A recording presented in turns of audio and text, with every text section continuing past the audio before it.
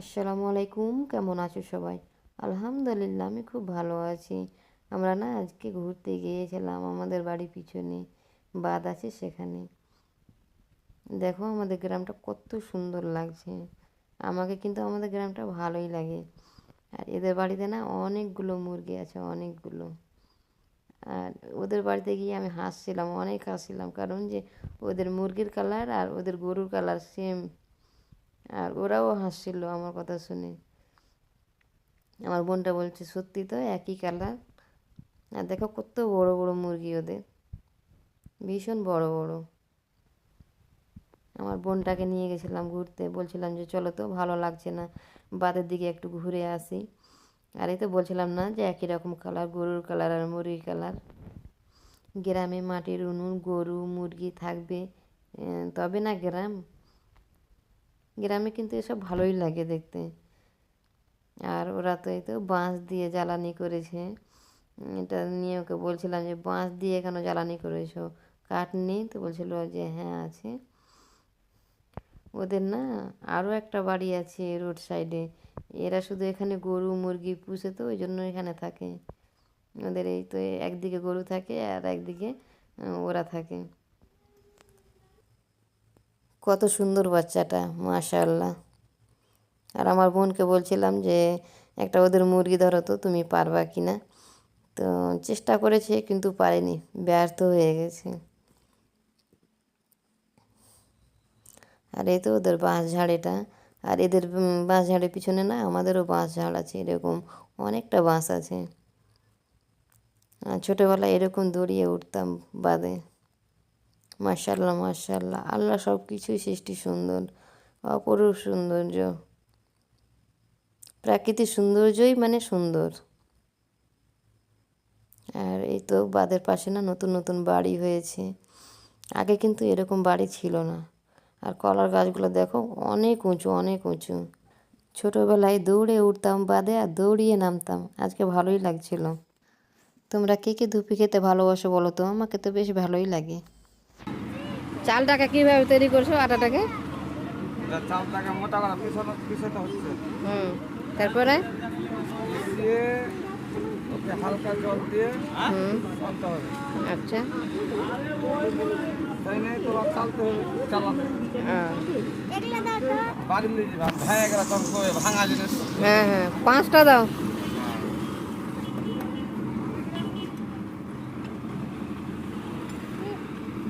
কয়টার ভিতরে রে কুলায় পাঁচের গেলায় পাঁচের কয়টায়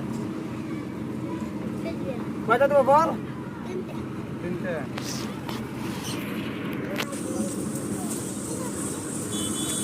এলে কিছু জায়গা নেই, মানে এলে কি কত সুন্দর জায়গা, জায়গা নেই। হাতটা কি ব্যথা করবে নাকি?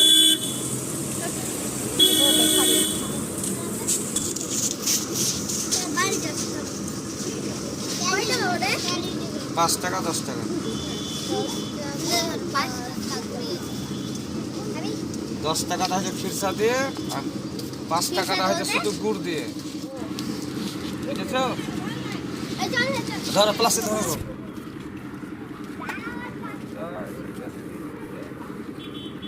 ধরো। আচ্ছা, তিনটা ধরো না? তিনটে, একটা। ওইটা ওইটা ধরে ধরো হ্যাঁ না, ওটা হ্যাঁ, বাদে। ওটা না, ওটা ধরো না। ওটা ধরে হ্যাঁ, পাঁচটা তাহলে হয়ে গেল। এটা দেখবে। ওকে। আজকে না আমার ম্যাগি খেতে ইচ্ছা করছিল, আর এই তো যে ভাবা সেই কাজ। আর এদিকে তো ম্যাগি সিদ্ধ হয়ে গেছে, ধুয়ে নিব এবার ঠান্ডা জল দিয়ে। ঠান্ডা জল দিয়ে না ধুলে না গায়ে গায়ে লেগে যাবে, ঝরঝরা হবে না। আর এই তো কড়াইতে তেল দিয়ে দেবো এবার। তেলটা গরম হয়ে গেছে, এবার ডিমটা দিয়ে দেবো। ডিম যত বেশি হবে তত ম্যাগি ভালো লাগে খেতে।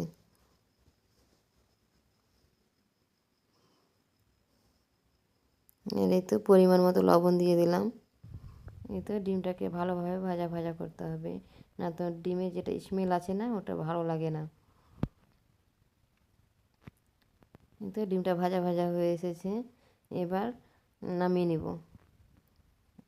কড়াইতে আবার তেল দিয়ে দিলাম, পেঁয়াজ দেবো এবার। পেঁয়াজ দিয়ে ভালোভাবে পেঁয়াজটাকে ভাজতে হবে। আমি কাঁচা লঙ্কা দিয়েছি পরিমাণ মতো, তোমরা যেরকম খাবো ওরকম দিতে পারো। আমি কম ঝাল খাই, কম দিয়েছি। এই তো পেঁয়াজটা এবার ভাজা ভাজা হয়ে এসেছে। এবার ম্যাগিগুলো দিয়ে দেবো। ম্যাগিগুলো বেশি নাড়াচাড়া করা যাবে না, কারণ ভেঙে যাবে, ভাঙা ম্যাগি ভালো লাগে না। এই তো ভাজা ডিমগুলো আবার দিয়ে দিলাম, ডিম লবণ দিয়ে এবার ভালোভাবে নাড়তে হবে, হালকা হালকা নাড়তে হবে, অত জোরে নাড়তে হবে না। আর এই তো ম্যাগি মশলাগুলো দিয়ে দিলাম। এই তো ম্যাগিটা ভাজা ভাজা হয়ে এসেছে। এবার ধনে পাতা দিয়ে দেবো।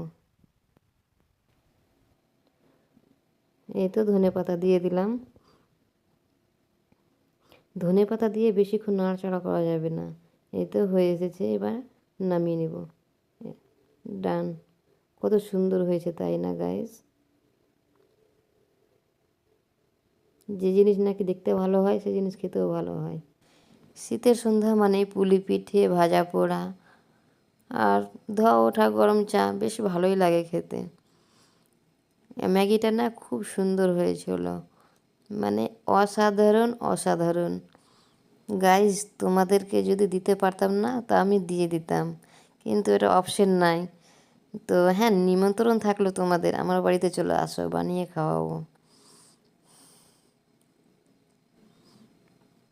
ধুবিটা খেতে না খুব সুন্দর লাগছিলো, কারণ ভিতরে নারিকেল দেওয়া ছিল আর খেজুরের গুড়, খিরসা না কি বলছে, নারিকেলটা না দাঁতে তলে পড়ছে, তো বেশ ভালোই লাগছিলো।